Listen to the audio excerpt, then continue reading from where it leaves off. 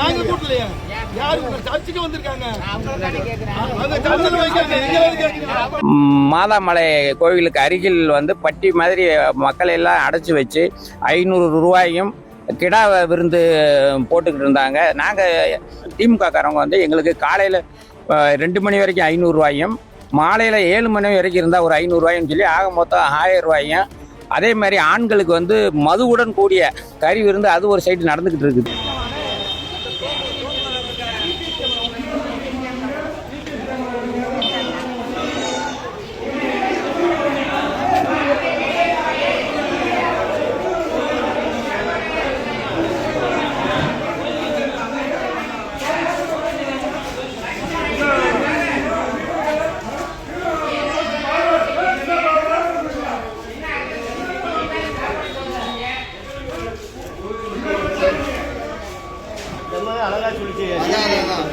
திமுக மீட்டிங்க்கு வந்திருக்கேன்னு சொல்லியிருக்கேன். அந்த அம்மா சொல்லிடுச்சு.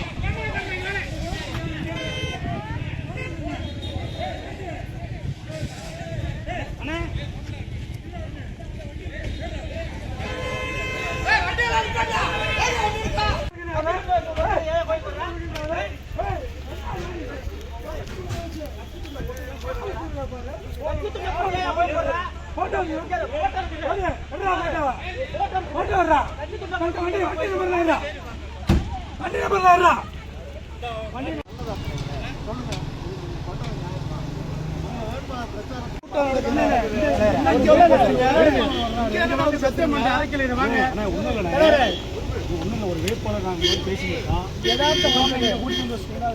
சத்தியமா இல்லை, எல்லாத்துக்குமே பொதுவாக யதார்த்தமா இதுன்னு நாங்கள் விரும்பிக்கிட்டே வந்திருக்கோம். என்ன பிரச்சனை? இந்த 500 கொடுப்பாங்க. ஆமாம், அங்கே வச்சு விருது போட்டோம். சாப்பாடு போட்டுருக்காங்க. இப்போ ஃபாரஸ்ட் பர்மிஷன் இல்லைல்ல, அதனால எலெக்ஷன் பர்மிஷன் வாங்கிருக்கீங்களானே?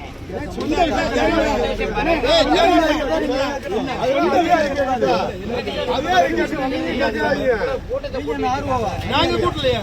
யாரு சர்ச்சுக்கு வந்திருக்காங்க?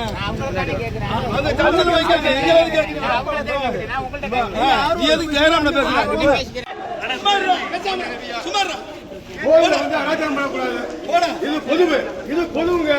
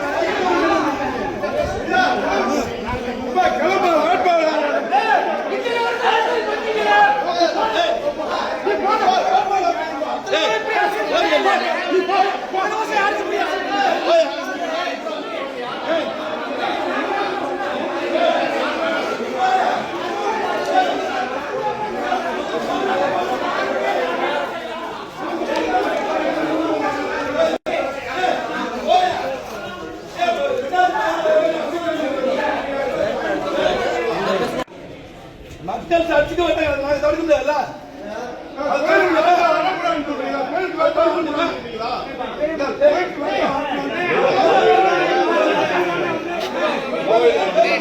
நீங்க கூட கேட்க போறோம்.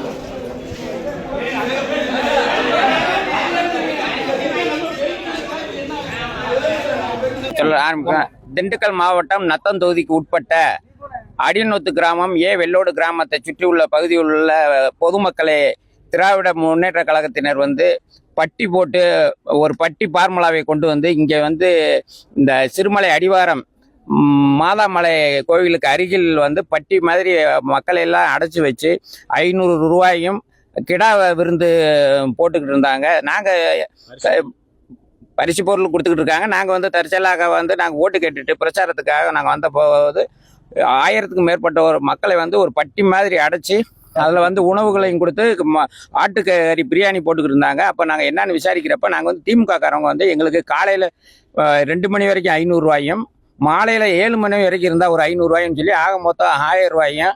அதே மாதிரி ஆண்களுக்கு வந்து மதுவுடன் கூடிய கறி விருந்து அது ஒரு சைடு நடந்துக்கிட்டு இருக்குது. இந்த மாதிரி முறைகேடாக இந்த ஆட்சி அவல ஆட்சி நடந்துக்கிட்டு இருக்குது. அதுக்காக நாங்கள் தேர்தல் கமிஷனுக்கு புகார் அளித்தோம். அவங்க எந்த ஒரு நடவடிக்கையும் எடுக்கல. போலீஸாருக்கு நாங்கள் தகவல் கொடுத்தோம். அவங்களும் வந்து என்ன ஏதுன்னு கூட கேட்கல.